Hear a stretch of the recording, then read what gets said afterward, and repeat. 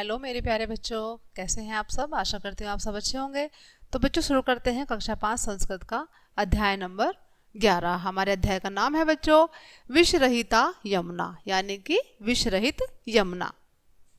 ध्यान से सुनेंगे सभी। एकदा षड्वर्षीय श्री कृष्ण वृंदावने यमुना तटम आगच्छत।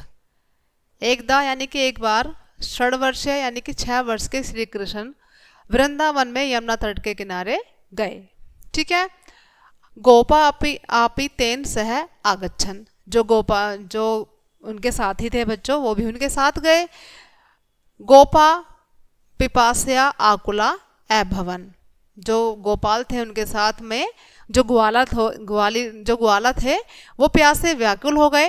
ते यमुना जलम एपिबन, तब उन्होंने क्या किया, यमुना का जल पी लिया। वहाँ पर यमुना बह रही थी तो उन्होंने क्या किया बच्चों, प्यास से व्याकुल होकर यमुना का जल को पी लिया।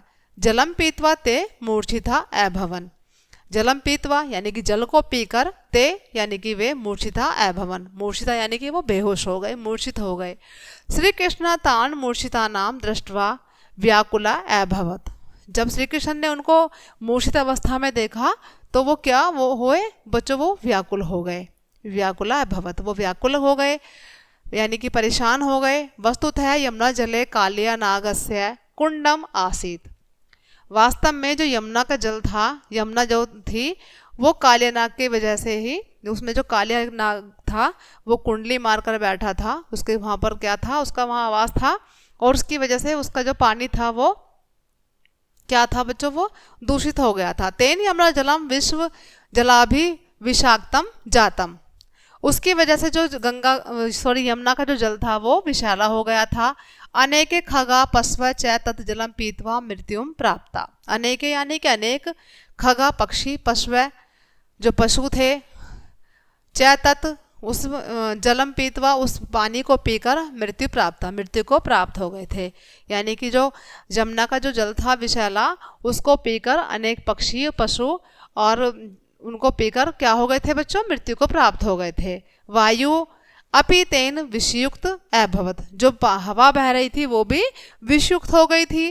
तेन वायुना वृक्षा शुष्का जाता, अब जब वायु विषैली हो गई थी तो बच्चों क्या हुआ था कि जो वहाँ के जो वृक्ष थे वो भी सूख गए थे।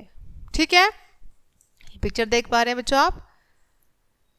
ये श्री कृष्ण जी हैं और ये शेषनाग है, यहाँ पर कालिया नाग, और इनके फन पर क्या कर रहे हैं, नृत्य कर रहे हैं बच्चों।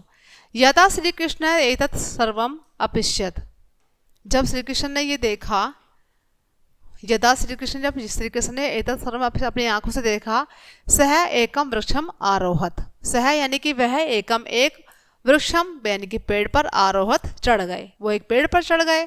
तस्मात् वृक्षात् सह विषयुक्ते जले अकूर्दत, और पेड़ पर चढ़कर उन्होंने क्या किया बच्चों, वो जो विषयुक्त जल था वो उसमें कूद गए।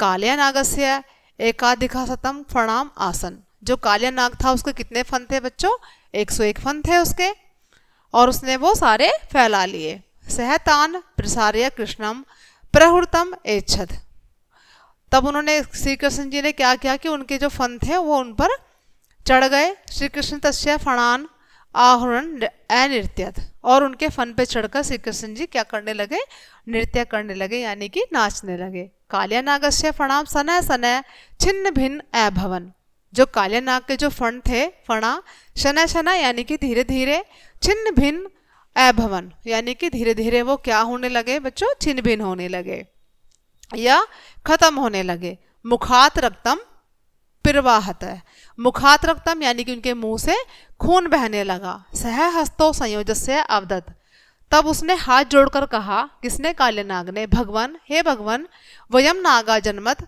एव विषयुक्ता, कि मेरा जन्म तो नाग जन्म से हूँ मैं तो, कि मैं तो जन्म से ही क्या हूँ, विषयुक्त हूँ। अयम न मम अपराध, यह मेरा अपराध नहीं है।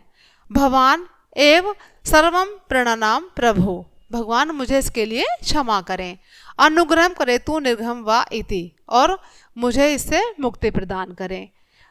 एवं प्रार्थिता श्री कृष्ण अनुग्रह कुर्वन अवदत, जब उसकी प्रार्थना श्री कृष्ण जी ने सुनी, किसकी बच्चों, कालिया नाग की, तो उन्होंने कहा, रे दुष्ट, अरे दुष्ट, किम न जानसी त्वम यत तव कारणा सर्वजल विषयुक्त भवन्ति, कि तुम नहीं जानते कि तुम्हारे वजह से जो जल है ये पूरा विषयुक्त हो गया है, जहरीला हो गया है।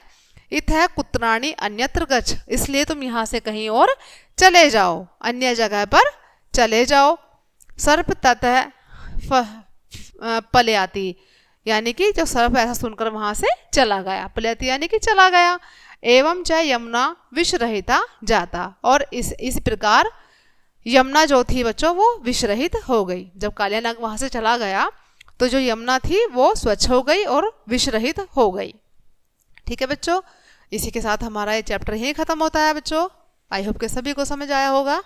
बच्चों मिलते हैं अगले चैप्टर में, तब तक के लिए बाय बाय।